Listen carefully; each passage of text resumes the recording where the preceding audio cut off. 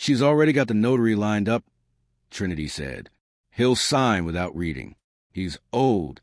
By the time he figures it out, we'll be long gone. I froze mid-step in the hallway, a cold bottle of hard cider still in my hand.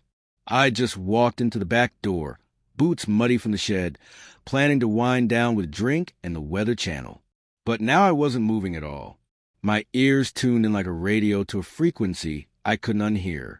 Before we continue, please subscribe to the channel and let us know where you're listening in the comments. That was my daughter-in-law's voice.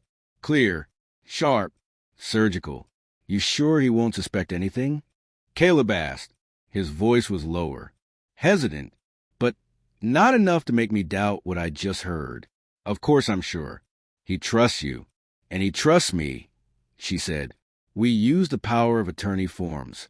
Simple. Signatures. Stamps. Done. Jasper's ready to list the house. We'll have it sold before Thanksgiving. Buyers already toured it online. My house. The one I built with my own hands in '92. The porch I hammered together during Nebraska snowstorms. The sunroom Mary always called her sanctuary, where she used to read every Sunday afternoon. Every damn nail in that place was a memory. Now it was just a real estate deal to them. Lester doesn't even understand the new deed system. Trinity went on. He still thinks if his name's on the mailbox, the house is his. Caleb chuckled. Next month we'll be sipping margaritas in Austin. The bottle slipped from my hand. It hit the hardwood with a sharp crack. Silence. What was that? Trinity asked. Check the cameras, Caleb said quickly. Maybe it's that damn coyote again. I walked into the living room, slowly, calmly. My boots thudded with each step. They both looked like kids caught stealing from the cookie jar. Evening, I said. Got back a little early. Hope I'm not interrupting. Trinity turned pale. Caleb looked everywhere, but at me. Dad, we were just talking about some legal stuff, Caleb stammered. Medical forms. In case something happens. Smart thinking, I said, smiling like nothing was wrong. Always good to prepare for the future. Actually, I've been thinking about that too. About paperwork. Trusts. Who's got access to what? They didn't move. They didn't know I'd heard everything. They didn't know I had a recording lamp in the hallway. An old gift from Mary. One of those gadgets that logs voice notes and syncs to my laptop. They didn't know I wasn't just some retired farmer with creaky knees and old habits. I was an Army systems engineer with a memory, like a steel trap, and the reflexes to match. And most importantly, they didn't know I was calling Irvin tonight. And Irvin never loses. I didn't sleep a minute that night. Not because I couldn't, because I wouldn't. Sleep is what your enemies use against you when you let your guard down. And I wasn't letting mine down anymore. While Caleb and Trinity tossed and turned in the guest room, thinking their secrets were still safe, I sat at my desk with an open notebook and a plan forming with military precision. First thing, I opened the old Army footlocker I kept in the attic. Beneath the folded flag they gave me at my brother's funeral was a worn leather case. Inside, contacts. Irvin's number was still there. Retired colonel, old friend, now a property law consultant and private strategist. Not a lawyer. Better. I called him at 6:17 a.m. Lester? He picked up on the first ring, his voice already alert. This can't be a good morning if you're calling this early. They're trying to steal my house, Irvin. I said, my own son and his wife. He didn't interrupt, just let out a slow breath. I'll need details, he said. Documents, recordings, anything. Meet me at 10. Bring the whole war chest. By 10 sharp, I was in his office in Lincoln. I brought flash drives, handwritten notes, and a folder containing a certain power of attorney form I'd found in Caleb's laptop bag. Sloppy of him to leave it at the house, while I was still playing the confused old man. Irvin read through everything in 20 minutes, took off his glasses, gave me the same look he had back in Afghanistan when deciding who got airlifted under fire. We've got 72 hours, he said. After that, they can file that POA with the county clerk and push the transfer through. Once it's in the system, reversing it will be hell. But I can stop it. We start today. but you gotta follow my lead. I nodded. He handed me a file folder. Step 1. Move the property into an irrevocable trust. Make someone else the beneficiary, not Caleb. Step 2. We file an injunction with the county court. Freeze all title activity. Step 3. Watch them. If they smell trouble, they'll move fast. I got back to the house by noon. Caleb was sitting on the porch, coffee in hand, scrolling through Zillow listings. He clicked his phone off the second he saw me. "How's it going, Dad?" he said. That easy, fake tone like everything was just fine. "We should really plan that trip to Austin. Take a look at some options." I gave him a long look. Options matter, son. But tell me, did you consider that even if you fake a signature, the land might not transfer clean? He stiffened. What? I'm just saying, forged power of attorney is still a felony. Caleb stood up. His jaw tightened. Dad, what the hell are you talking about? You sure you want to play this game? I kept my voice level. Calm, but there was a fire building behind my ribs. He turned and stormed into the house. A minute later, Trinity walked out like she just needed fresh air. Couldn't meet my eyes. I went straight to the barn, not for tools. For the old radio transmitter I kept from my recon days. Not to transmit, to listen. I tuned into Irvin's secure channel. Clicked the mic once. Irvin, it's Lester. They just left in a hurry. Took a briefcase. Headed out early. Check if there's any notary appointments being requested. Fast. No voice response. Just a text 5 minutes later. Looking into it. But brace yourself. They might have a second buyer lined up. Second buyer? My chest clenched. I stepped outside, and at the end of my long dirt driveway, a black Tesla had just pulled up the mailbox. A man in a suit got out and started taking photos of my house. He was taking photos like a man who'd already pictured the commission in his bank account. Black Tesla. Dark suit. Tablet in hand. I'd seen the type. He wasn't here to browse. He was here to close. I stepped out from behind the barn, slow and steady, walked down the gravel path, and stopped about 10 feet from him. Can I help you? I asked. He turned. Big smile. Cold eyes. Mr. Lester, right? I'm Quinn. I'm working with Caleb. He asked me to snap some photos for the virtual listing. We're aiming to put the house on MLS before the weekend. I felt it like a punch to the chest. Caleb asked you? Well, Trinity called. Said you've had some health issues and already signed over power of attorney. That's so. He hesitated. The smile thinned. Of course, everything will be handled legally. Buyers are interested. Great location, sturdy build, southern exposure. 3 beds, big yard. Ideal for a young family. I stared at him, heart pounding. They were already selling my house, while I was still living in it. You tell Trinity her paperwork can burn with her fantasy, I said. And you, get off my land, while I'm still polite. Quinn exhaled, shrugged, and left without another word. He knew. The game had changed. I headed back to the house. Caleb and Trinity were at the kitchen table, pretending to read magazines. We had a visitor. I said, real estate agent. Said you're working with him. Caleb looked up slowly. He showed up early, he mumbled. We were going to talk to you first. Oh, really? Before or after you listed the house I'm still living in. Trinity stood up. You said you wanted to downsize. Find somewhere quieter.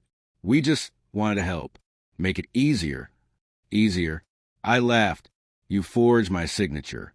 You're trying to evict me from my own damn home. That your version of easier? I pulled a flash drive from my pocket and dropped it on the table.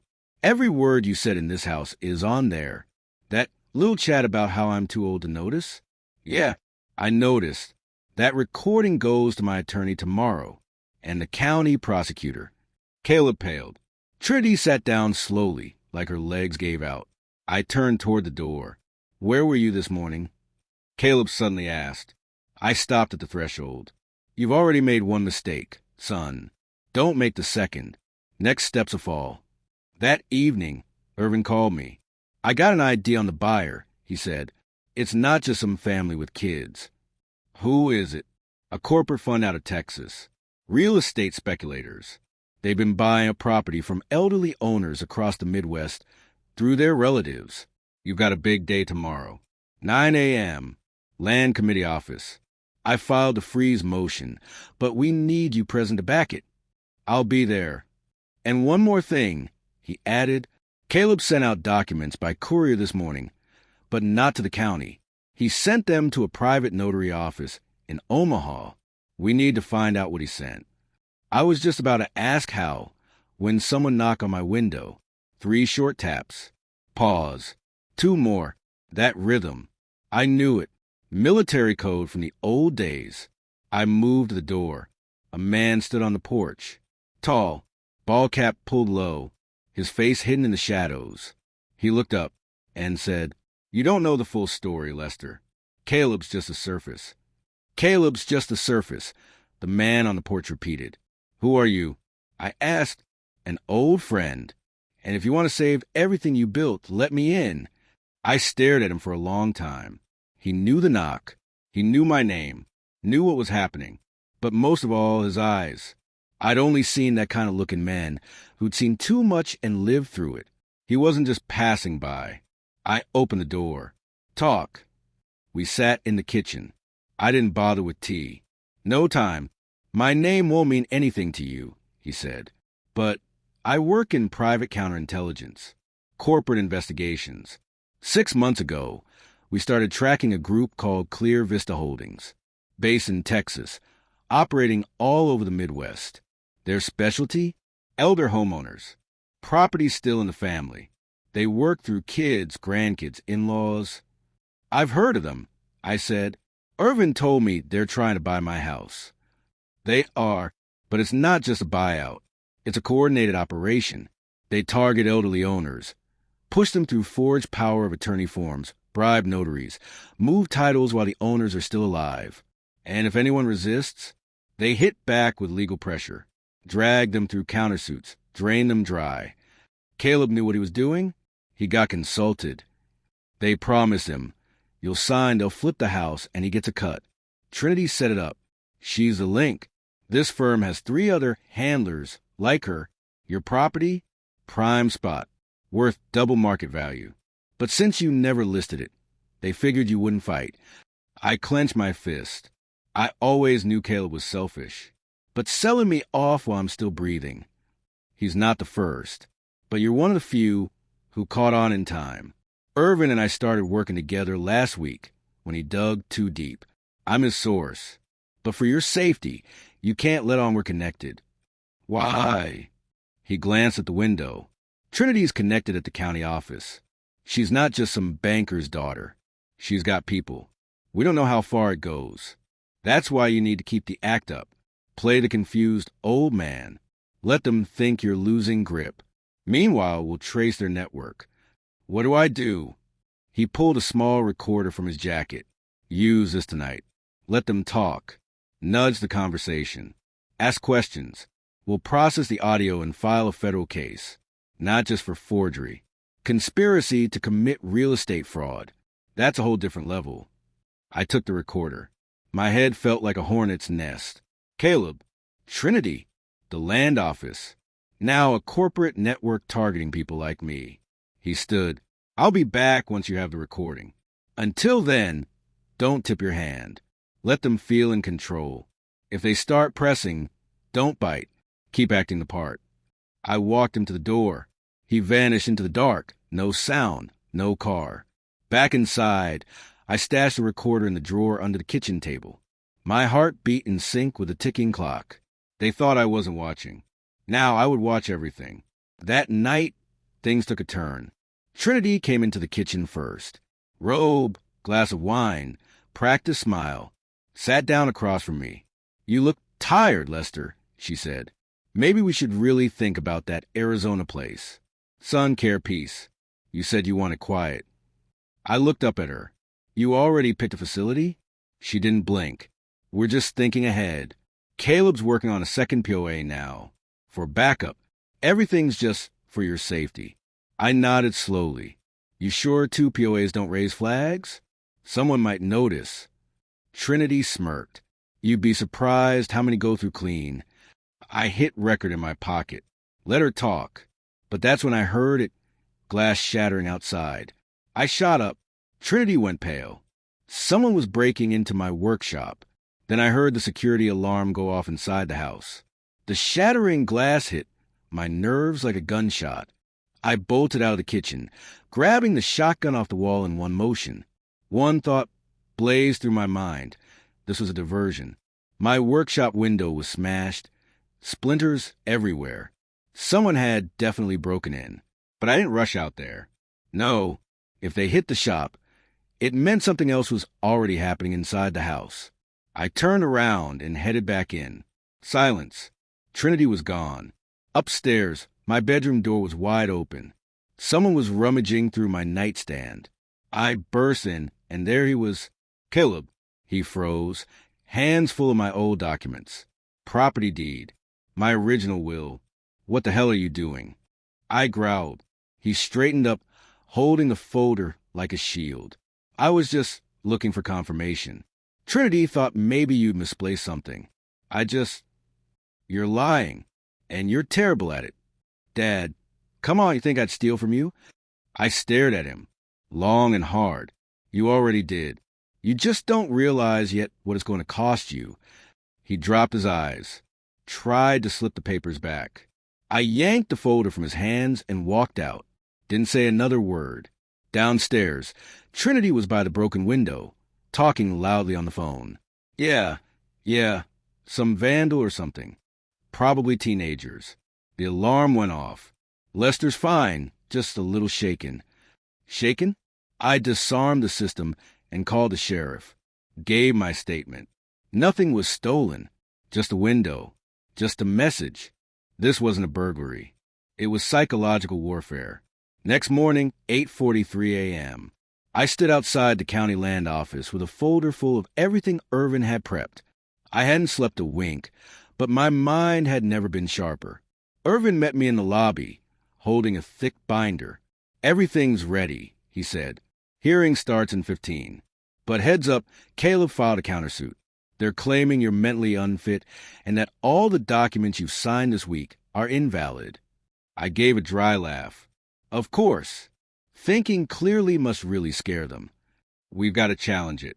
I've arranged for Dr. Sloan, independent psych evaluation. She'll run a cognitive assessment this afternoon. We need it on record. Can you handle it? You want to ask a 69-year-old vet who drove tanks in Mosul if he can pass a memory quiz? Irvin smiled. Now that's why I trust you. The hearing was tense. Caleb showed up in a tailored suit. Trinity wore a muted gray dress, playing the loving family, talking about cognitive decline, episodes of confusion, crocodile tears, friendly handshakes, performance. I spoke simply, clearly. I laid out facts, recordings, paperwork, filed complaints. The judge listened, measured, quiet. Everything was going steady until the courtroom clerk walked in with a new motion. The judge opened it, brow furrowed. We've received an emergency motion, filed this morning, from legal counsel representing Clear Vista Holdings. They're demanding the deed transfer be upheld, claiming the sale was finalized before your motion to freeze. My stomach dropped. Who's the counsel? The judge read aloud. An attorney by the name of Riley. Irvin dropped his pen. Shit, he whispered. I know that bastard. If he's on it, this just went nuclear. Then the judge looked up. We'll reconvene tomorrow. The court needs to review new evidence. Until then, all property actions are temporarily frozen. Outside the courthouse, my chest was pounding like a war drum. Riley was infamous. High-stakes litigation. Bottomless resources. He didn't lose. And then my phone buzzed. Unknown number. One message. Keep pushing, and tomorrow you'll wake up to an empty house. Back off. I read the message twice. Keep pushing, and tomorrow you'll wake up in an empty house.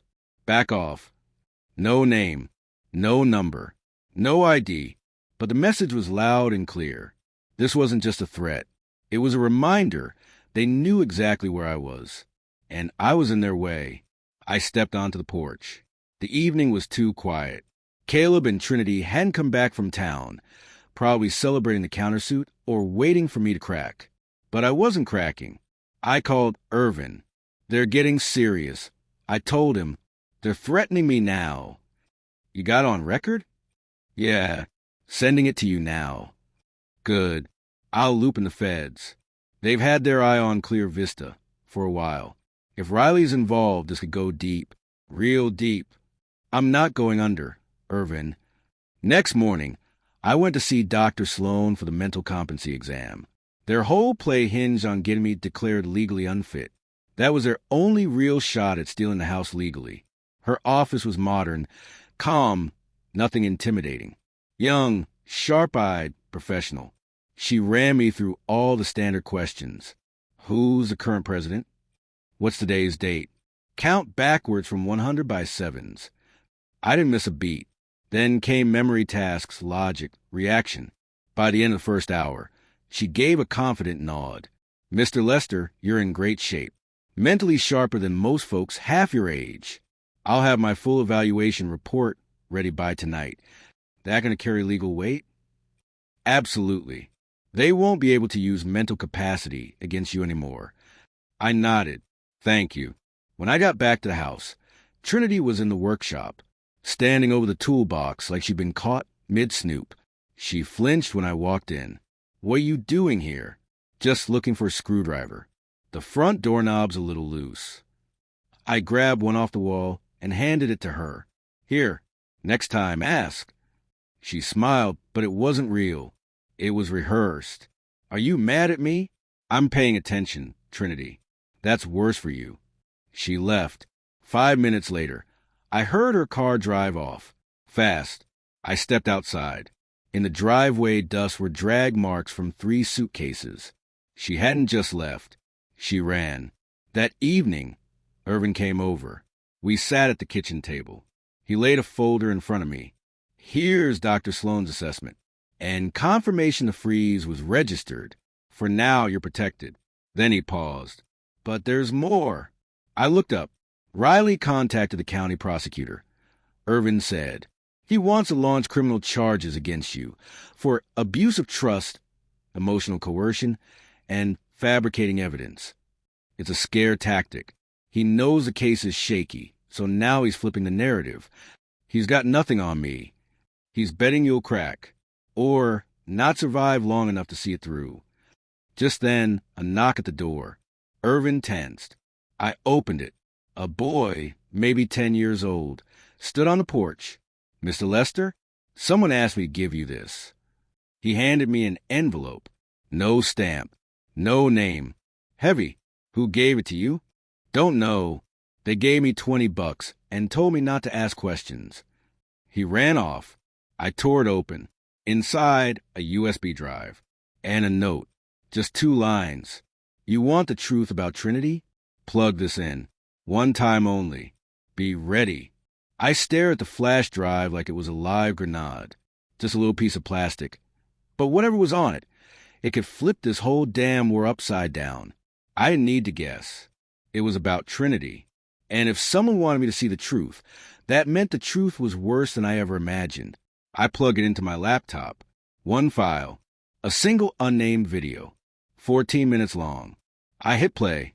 The screen flickered to life. Black and white security cam footage. Office setting. Dim lights. A big desk. Trinity sat across from a man in a suit. His voice was calm, direct. The audio was clean. Crystal clear. She doesn't suspect anything? The man asked. Trinity nodded. He's old. Trusting. Thinks we're just helping him out. Good. The man replied. The paperwork's ready. 10 days and the deed's ours. The fund pays your share right after. She smiled. And if he changes his mind? We've already filed for mental incompetence. All we need is a couple episodes. She sipped wine. He'll get over it. Or he won't. The video cut. Next came an audio recording. A phone call. Her voice. Calm. Calculated. Listen. If Lester dies before the deal goes through, the assets go into probate. That complicates things. Better if it's done beforehand. Pause. Then, even quieter. No, I'm not saying do anything, but if he were to fall off a ladder or something, who's going to ask questions? I stopped the video. My breath caught in my throat. My chest locked up like a vice. I'd known she was manipulative, but planning my death for a deed? I slid the flash drive into an envelope and locked it in the safe. Then I called Irvin. Someone dropped a video on me. I said, proof against Trinity. Direct. What kind of proof? Conspiracy. Possible murder plot. Send it now. That changes everything. The next morning I got an invitation. Riley wanted a face-to-face. No lawyers. No court. Just a quiet meeting out at a roadside bar. He says he wants to settle things like gentlemen. Irvin told me. He's lying. He wants to read you. See if you're close to breaking. Should I go? Yeah, but not alone. I arrived at dawn. Irvin sat 2 tables back, just in case. Riley was already there, sipping black coffee like he owned the place. His smile didn't touch his eyes. Lester, good to finally meet you. Depends on how this ends. I'm not here to threaten, just to offer. You walk away, we make it clean. You get a goodwill settlement. 20 grand. No lawsuits. No headlines. And if I don't... He sipped again. Then you bury yourself. We drown you in paper. Delay, dispute, deflect. And things might start happening. Documents misplaced. Faulty wiring. Accidents around the house. You threatening me? He smiled wider, just outlining possibilities. I stood. Here's my possibility. You go to hell. I left. Irvin followed. He's escalating. Irvin said as we got to the truck, expect retaliation and protect yourself. That night, just as I was locking up, I got a text. Blocked number. 1 line. Pop the hood. You missed something. I grabbed a flashlight, ran outside, lifted the hood and froze. There it was, sitting on the battery. A device. Small. Blinking. I jumped back in the car like it had turned into a live explosive. My heart was hammering like an engine redlining. The timer blinked one last time, and then froze. Silence. Then a soft click. No boom. Just a sudden hiss. A puff of white smoke shot from device. Sharp. Chemical. Stinging my nostrils. Gas. I backed up further, yanked a bandana from my pocket, covered my face, and watched as the smoke drifted upward. Whatever this was, it wasn't meant to kill. It was meant to send a message. After the fumes cleared, I crept back to inspect the device. Homemade, wired tight, not a bomb, but smartly built, a psychological weapon, a scare tactic. I picked it up with gloves. The timer wasn't just counting down. It had a tiny camera pointed right at me. Someone had been watching me live, etched into the side of the casing by hand. You think you're ready for war? You have no idea who you're dealing with.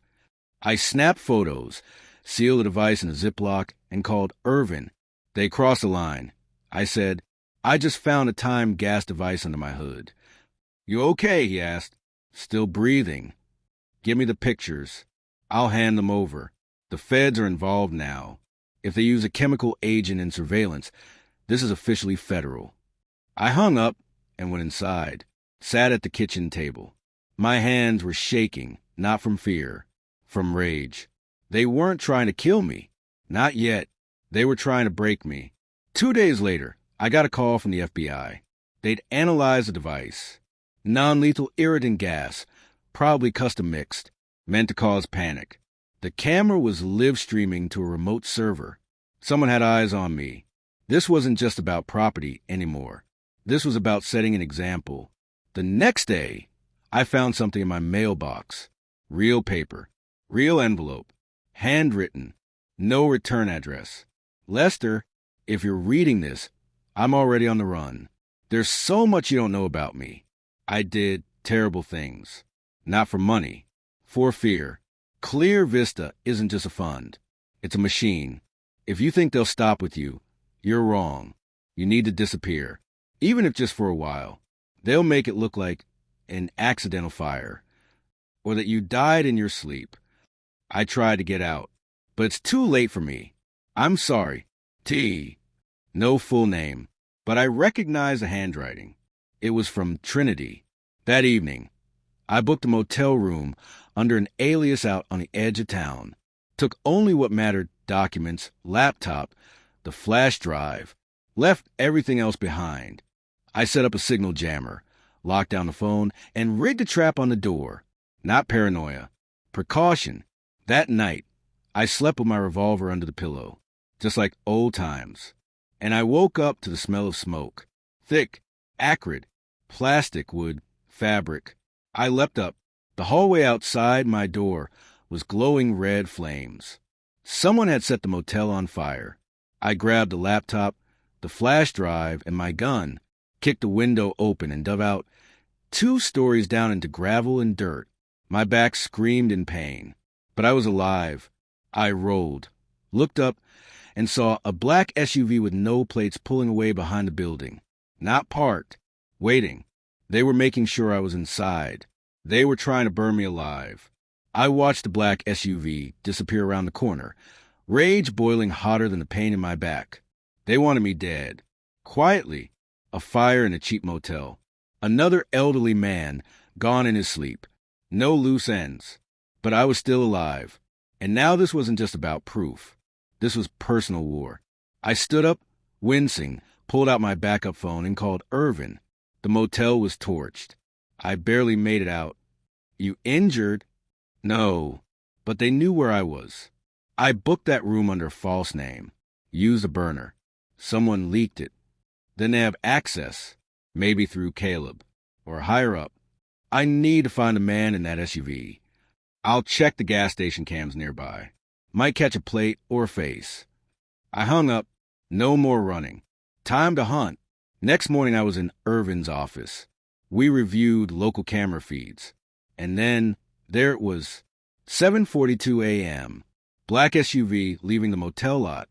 Driver in a ball cap and sunglasses. Couldn't see the face, but on the door, a clear Vista parking sticker. "That's the link," Irvin muttered. "Their guy, not even hiding it. They think no one touched them." "Well," I said, "that's about to change. Be careful. If you go head on with them, you need a plan and protection. I've got both." I returned to the farm for the first time in a week. The house was still. Caleb gone. Trinity vanished. Everything in place. Yet the air felt loaded, like the stillness before a storm. I locked down the property. Installed more cameras. Activated alarms. Planted dummy documents in case they try to search. Then I compiled a folder. Evidence, records, transcripts, photos, videos, expert reports. I labeled the digital copy. If I disappear, 1 copy to Irvin, 1 to secure cloud storage. That evening, the burner rang. Unknown number, but this time a voice. "You're stubborn. That's admirable, but it won't stop a heart attack or being found face down in a ditch." "You sound desperate," I replied. "You lose either way, even if you survive. I'm not alone. Not yet." Click. Next morning, I was woken by a low rumble outside. I stepped out and froze. A moving truck, parked right at the gate. Unfamiliar logo. The driver stepped out, vest on, clipboard in hand. "Mr. Lester, we're here for the furniture and appliances pickup." "What pickup?" "Schedule online. Paid in full. Contact person, Caleb. Get off my property. Now!" He shrugged, got back in the truck, and rolled off. This wasn't a mix-up. This was erasure. They decided I was already out of the picture. I drove straight to the Clear Vista office. No warning. Walked in. Security stopped me at the desk. "By appointment only." "Riley work here?" "Do you have one?" "Tell him Lester's here. And if he doesn't come out, I'll dump everything I've got into the media, including Trinity's video." The guard disappeared. 10 minutes later, Riley stepped into the lobby. His smile was forced. His eyes cold. "You still playing a hero?" "I brought an offer," I said. "What kind?" "You got 24 hours to drop your claims on my home, my name, and my family, or I release it all. Every file. To the press, the feds, And the DA, I'll burn everything down, starting with you. Riley smirked. You don't know who you're threatening. And you don't know what I've got. I turned and walked away. Calm. No second glance. I was almost in my truck when I felt a hand on my shoulder. I turned, and a gun pressed into my chest. The muzzle pressed into my chest, cold, solid, unforgiving. I didn't move, didn't breathe, just stared into the eyes of the man holding the gun. Young, sunglasses, emotionless, a professional. Walk with me, Mr. Lester, he said calmly. No sudden moves. I raised my hands, not from fear, but because I knew the truth. I wouldn't beat him to the draw. He led me around the corner of the Clear Vista building into a private rear lot. Waiting there, a black sedan with tinted windows, the passenger door open, and in the front seat, the man from the surveillance video, the one who met with Trinity. He puffed on a cigar and looked at me like I was a bad business deal. Well, finally face to face. You at Clear Vista? I asked. He smiled. I'm deeper than that. Clear Vista is just a tool. I'm the hand that wields it. I stayed quiet, watching, reading him. This wasn't just some corporate exec. He was something else. An operator. The kind that doesn't leave fingerprints. You've disrupted a project that's been running for 3 years, he said. We built a network. Lawyers, clerks, notaries, judges. All in place. And then you decided to play Rambo. I'm protecting what's mine. It's not yours anymore. You realize that the night you slept on a motel floor while a drone mapped your property. We're already in your house. He tossed a folder at my feet. By tomorrow, the paperwork's through. You'll be left with shed and some memories. Or you sign this. I picked it up. Document title. Voluntary release of ownership and waiver claims. They were offering $50,000. Take the money, disappear. They keep the house. I become no one. And if I say no, I asked. He exhaled smoke. Then next time, it won't be tear gas. It'll be a hollow point. And no one's going to ask questions when an old man turns up dead in a robbery gone wrong. He nodded at the gunman. The pressure eased. You've got 24 hours, Lester. Don't forget, you're not a hero. You're a warning. They left. No noise. No fuss. I stood alone in the alley, folder in hand, rage colder than steel. That night, I opened a safe and pulled out my old military tablet. It held numbers. Contacts. Old brothers in arms. Men like me, now older, but not out. I dialed the first. He picked up on the first ring.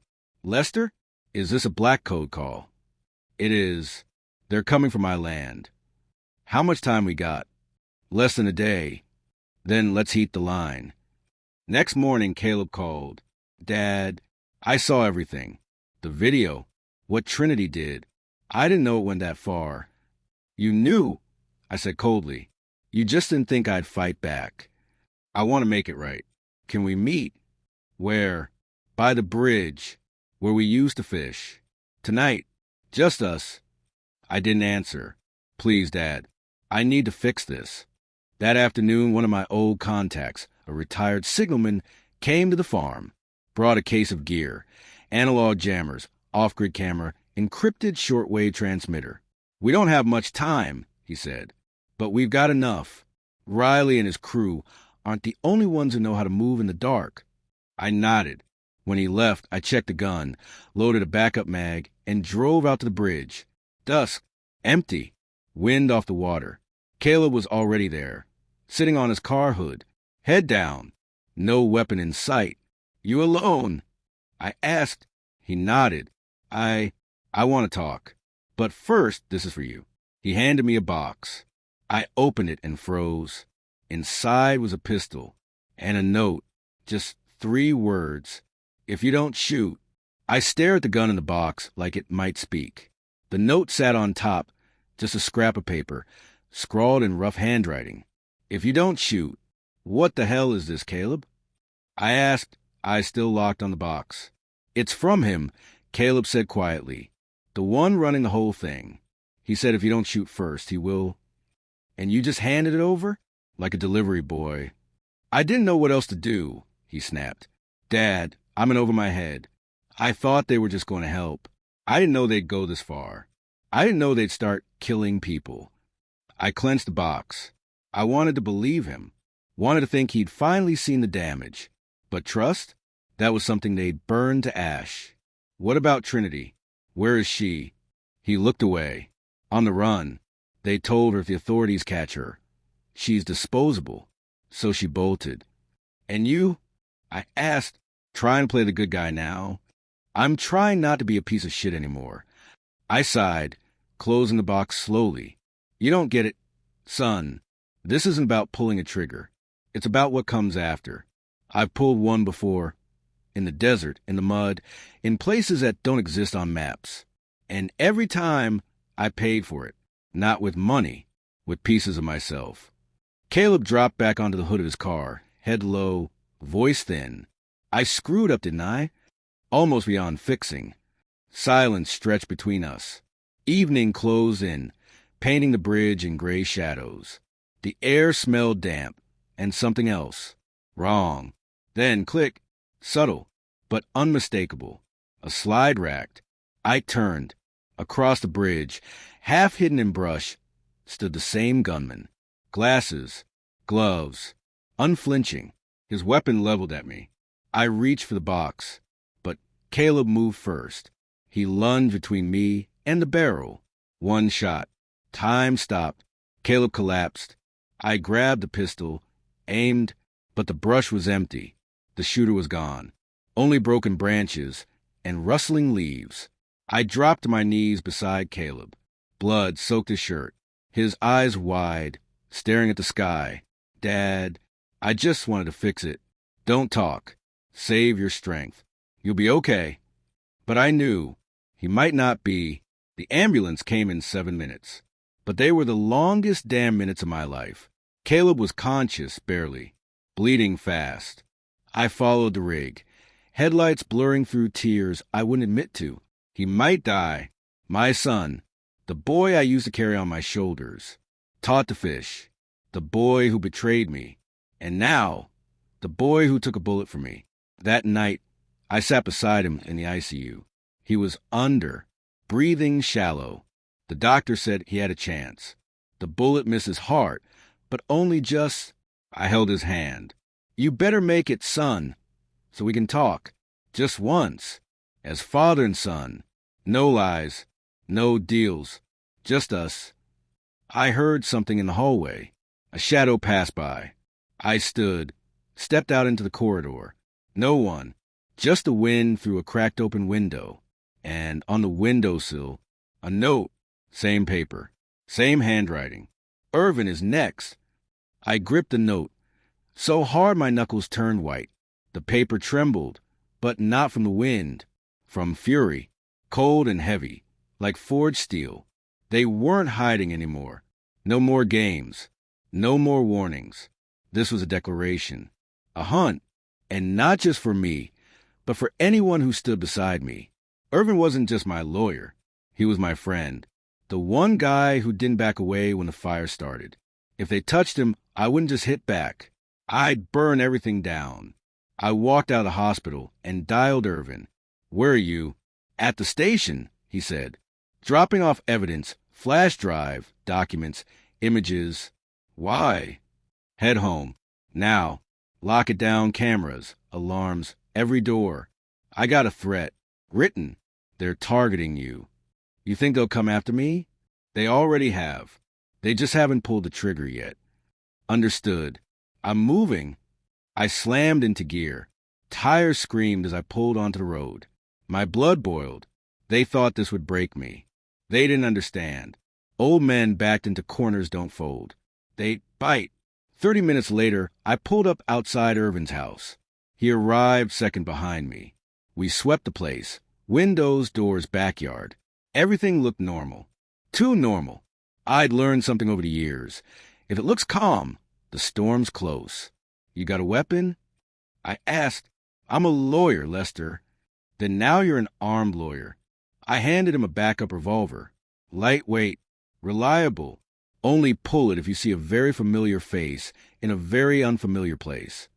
He took it without a word. You know you're in this now, right? I knew the day I filed your first motion. No turning back. That evening, I rigged an outdoor camera, tested the locks and backup sensors. Irvin went to lie down for a bit, said he needed rest. I stayed in the kitchen, reviewing files from a flash drive he was about to deliver to the police. Around 10 p.m., the alarm let out a quick chirp. Rear entrance. Then silence. I shot up. Irvin. No response. I moved fast, gun drawn. The hallway was still. Bedroom door, half open. Shadows dancing on the walls from the trees outside. I stepped in. Irvin was on the bed. Eyes open. Face peaceful. Looked like he was sleeping. I crept closer and saw the syringe on the floor. Empty. Cap off. His pulse barely there. I grabbed the phone. Possible poisoning. Unconscious male. Emergency response. Now. Address is... I didn't finish. The power cut out. Whole house. Dead. Cameras. Alarms. Lights. Gone. I was in the dark, with my friend dying beside me, and someone else still inside. I turned to the window and saw it, written on the glass, thick and black from the inside. One left. Darkness clung to the house like oil. Irvin's home had become a black box, every shadow a potential threat. I stood over his body, listening, barely catching the soft, shallow breath. He was alive. For now. The message on the window was clear. One left. No riddles. No innuendo. A sentence. And I was the final name on the list. Everyone else neutralized. Or close. I didn't know if the enemy was still inside. But I couldn't wait. I dragged Irvin into the bathroom, ran cold water in the tub, packed towels with ice, tried to stabilize him. His breathing was weak, uneven. I called emergency dispatch from a backup phone. No trust in networks anymore. Possible poisoning. Male. Unconscious. Immediate assistance. 6 minutes. That's what they said. Every second felt like a war. Don't you die on me, brother. I whispered. You still owe me a bottle of whiskey. I headed upstairs. Quiet. Steady. Pulled down the attic ladder. Gun in hand. It smelled like dust and old insulation. Moonlight filtered through the vents. That's when I saw it. Tracks. Fresh boot prints. And litter. Stripped wires, a length of tape, a bottle cap, a thread of red cloth. They'd been here. Watching. Waiting. Once the ambulance took Irvin, I didn't go home. I went back to where it all started. My land. My house. The place they wanted. The one they thought they'd taken. Wrong. Now it was a trap. By morning, I got to work. Set up perimeter alarms. Pressure sensors under the porch. A few light and sound deterrents. No lethal force yet, but the message was clear. Enter this house, and you leave on a stretcher. I contacted 2 old brothers from the service. One had been an EOD tech. The other, a signal expert, old-school hacker. Meet me tonight. I told them. It's time we remind them who they're dealing with. They arrived at 7:46 p.m. Beat-up SUV. Grizzled, sharp-eyed, silent embrace. 12 hours until they push the deed through, I said. After that, the land is legally theirs. Then let's raise hell before dawn. The EOD man said, checking his rig. We divided roles. Signalman took the attic. I stayed ground level. The tech rig stun traps in the backyard. And at 1:13 a.m., it began. One figure slipped through the front gate. Hooded, low and quiet. A second, creeping from the field. A third, on the roof. 3 angles, coordinated, meant to overwhelm. I hit the panic switch. The house lit up, alarms, sirens, strobes. But they didn't flinch. They wanted this. They wanted me to fight, so they could claim I was armed, unstable, a threat. Justification for a kill. Then the headlights snapped on. Black SUV rolled into the yard. Then another, a third behind me. Surrounded. From the attic, the signalman shouted, "They're jamming comms. We're dark. I picked up the radio. Initiate hammer protocol. No one was coming. No cavalry. No press. Just us. I took my position by the window. The figures moved like wolves, silent, trained, unshaken. Then, from a speaker outside, "Lester, last chance. Come out. No weapons, or fire comes in." I responded, "Then walk in, but you only get one shot." And I pressed the rooftop trigger. The moment my thumb hit the trigger, the night exploded. A flashbang ripped from the rooftop, lighting up the yard like a war zone. Sirens howled across the perimeter. Bright bursts hit the intruders like hammers. My hammer. The figure on the roof stumbled back, lost his footing, and dropped, slamming hard behind the hedges. I didn't need to see his landing. I heard it. From the attic, my signalman called out. One retreated. Roof's clear. I turned toward the backyard. Another figure was caught in the light field. The trap snapped, strobe, sonic blast, flash pulse. He froze, blinded, just long enough for the EOD vet to spring his setup. A deafening flash grenade hit, dropped him like a rock. The third man, coming up front, dodged, but hit the spotlight dead on. His silhouette lit up like a storefront mannequin. I leveled my pistol. Hold fire. The signalman called over comms. Cameras are rolling. Let them show their own faces. He was right. We weren't here to kill. We were here to expose. 90 seconds in, and their whole assault was unraveling. Coordination shattered. Their comms? Useless. My signalman had hijacked their channel and blasted a high-frequency jammer. I stepped out onto the porch. "I know who you are," I shouted. "I've got your faces, your vehicles, your frecks. Leave now, and maybe I don't turn this over to every federal agency by dawn." Silence. Then a car engine. Someone tried to roll one of the black SUVs. Didn't move, because the tires were slashed. "Thanks, Yodi man." Then he stepped forward. Not running, not hiding. A man in a long coat, walking right toward the house. Him, the one from the Trinity tape.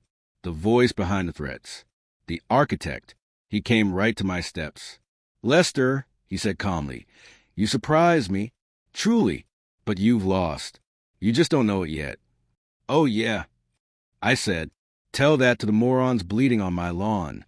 He smiled. This is theater. You think you pulled this off alone? You think I let it happen? You're playing checkers. I'm playing chess. You're saying you let me trap your team? I'm saying you won this round. But tomorrow, everything burns. My hand tightened on the gun. "Speak clearly." He pulled a small device from his coat. "A remote. While you were protecting your precious land, you forgot one thing. Caleb." My heart stopped. "What did you do?" "He's alive. For now. But not for long, unless you leave. Now." I left a marker. Same gas system I use on your car. But this time, no warning. My stomach dropped. I should have shot him. Right there. But he tossed a remote to my feet. "You've got 20 minutes. Choose your house or your son." And just like that, he turned and walked away. I picked up the remote. Digital screen. Countdown already running. I jumped in the truck. The signalman was shouting something. I didn't hear it. Engine roared. I tore down the highway, like my heart was strapped to the gas pedal.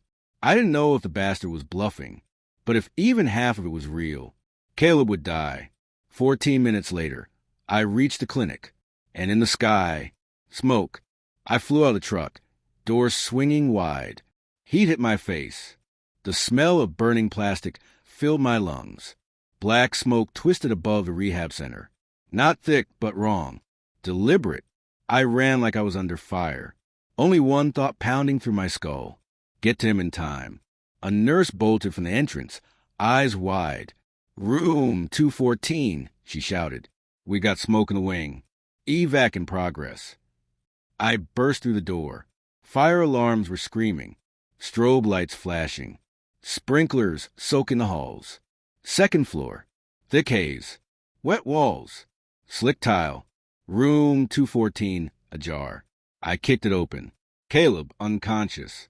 Monitor beeping erratically.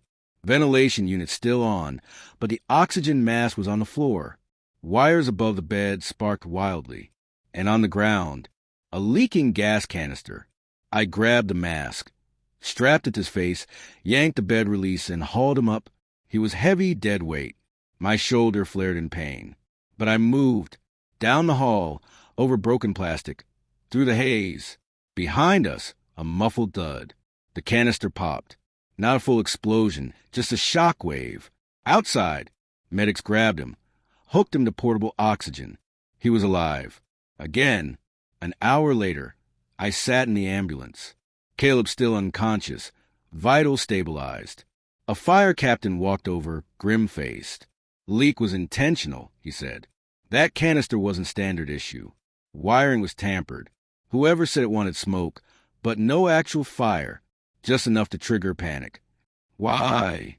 He looked me in the eye, to make sure you saw it. This wasn't about killing. This was a message. Driving home, my knuckles turned white on the steering wheel. He was playing me, like a conductor in a twisted symphony. He knew I'd choose my son, and he made damn sure I survived to see just how much power he had. But he made a mistake. He left a trail. Back at the house, the EOD man and signal tech were already resetting the security grid. One of them survived. The EOD guy said, took a hard fall, but he's breathing. We pulled him out before his crew could. He talked. Not yet, but he will. He was in the basement. Young guy, face bruised, head cut, hands tied. I pulled up a chair across from him, laid my pistol on the table. You know who I am? He nodded. Then listen, you talk, you walk. Stay quiet, you disappear. One question. Who sent you? Who threatened my son? His voice trembled. I don't know his real name. No one does. We called him the Watcher. Where is he? He runs from a private compound. Out of town. Abandoned boarding school. Basement access. I stood. Show me. 2 hours later, we rolled out. Me, the vet, the signalman, and the captive. The GPS took us to a rundown property. No signs. Cameras on the corners. Still had power. Dead trees swayed in the wind. The air was thick with anticipation.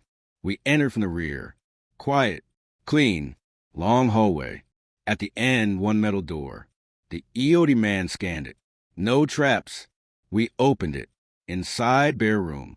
One table. One object. A monitor. It came to life. Live feed. Caleb. Still in his hospital room. Another angle, me. In the parking lot. Earlier today. A third, our captive. Tied up in our basement. He's watching everything. Real time. Then static. The screen blinked. A masked face appeared. Distorted voice. Welcome, Lester. One door left. Open it, and you'll know everything. Or lose everything. The masked face flickered on the screen. The voice was cold, metallic. One door left, Lester. Open it, and everything ends. Or everything begins. Then the monitor went black. Silence. Thick. Heavy. The EOD guy looked at me. Could be a trap. The signalman whispered. We don't know what's behind it. Could be a server. A hostage. A bomb. Or him. I stepped forward. This is my story. My door. The EOD vet handed me a lightweight vest. Then go with your guardian angel. I strapped in. Drew my sidearm. Walked to the door. No handle. Just a digital lock. A keypad next to it. I hesitated. Then I remembered that note, the one that came with the gun. If you don't shoot. I typed, shoot. The lock clicked. I opened the door. The room was dim. Smelled like dust, metal, ozone. Servers lined the walls. In the center, one table. One chair. And him. No mask. Gray hair. Clean face. Ice-cold eyes. A man you'd never notice in a crowd. No scars. No swagger. Have a seat, Lester, he said. I'll stand. He nodded. You've come farther than anyone. Even farther than I planned. Do you know why you're still alive? Because you want to join you. No, he said. Because you're the perfect finale. I narrowed my eyes. He pressed a button. The walls lit up with video feeds. My house, Caleb. Irvin, Trinity. Footage from inside my life. Inside my pain. See this? He said. We weren't just stealing land. We were building something bigger. A breakdown system. Resistance turns into content. You became the centerpiece. You're the lead in our biggest show. What the hell are you talking about? He leaned back. A private network. Ultra exclusive. Millions paid to watch it live. You, an ex-vet turned rogue. Betrayal. Gunfights. Emotions. Death. It's not chaos. It's entertainment. I stared. Frozen. You think this was random? He said. Your fight. Your instincts. You were perfect. They bet on when you'd break. But you didn't. You became their favorite. I raised my gun. He didn't flinch. Kill me, and you'll become legend. Ratings skyrocket. Season 2 greenlit. Or, he turned a panel. Inside, a server core. Pull this drive, and it all dies. The feeds. The records. The whole system collapses. I step closer. What's the catch? There isn't one. Just a choice. I stood in silence. Then I reached down. Pulled the drive. Every monitor shut off. He smiled. You've stepped off the script, Lester. Now you're free. I aimed my gun. He closed his eyes. But I lowered the weapon. No, I want you to live. To wake up afraid. Every day. I turned and walked out. Closed the door behind me. The signalman and EOD vet were waiting in the hall. All done, one asked. All done, I said. 3 months later, Caleb recovered. We're talking again.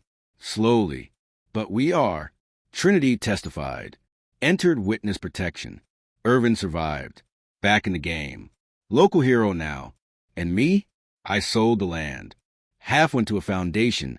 4 vets and families fighting housing scams. The other half? Equipment. Security. Surveillance. So no one else ever becomes content.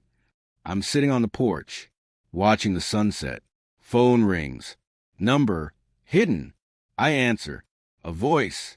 Season's over, Lester. But the audience wants a sequel. I smile. Tell them to go to hell. And hang up. If you like this story, please like this video. Subscribe to the channel and share your impressions of this story in the comments. To listen to the next story, click on the box on the right.